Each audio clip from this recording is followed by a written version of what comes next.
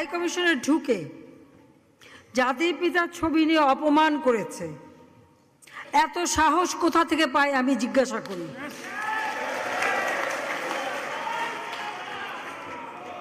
আমি জানি না আমাদের হাই কমিশনার এখন কারা বসেছিল এবং তারা সেখানে কিছুই করতে পারলো না কেন, সেটাও বড় প্রশ্ন।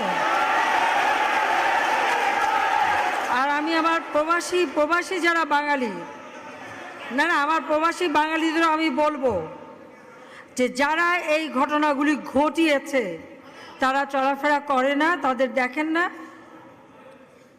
যে হাত দিয়ে জাতির পিতার ওই ছবি নিয়ে তারা ভেঙেছে, তাদের যা উপযুক্ত করা উচিত সেটা করতে হবে।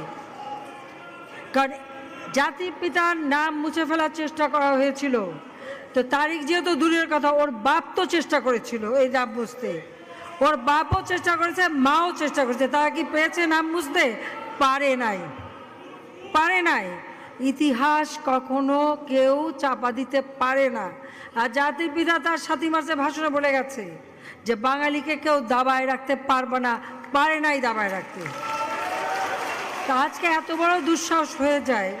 হ্যাঁ, আমি প্রধানমন্ত্রী এসে আমারটা যা করুক ওটা আমি কিছু মনে করি না, কিন্তু যিনি আমাদের জাতির পিতা, যে আইন আছে, সেখানে হাত দেবে এত সাহস কোত্থেকে পেল? তারেক যে ভুলে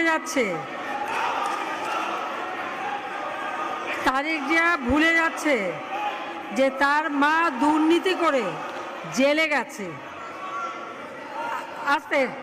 আজকে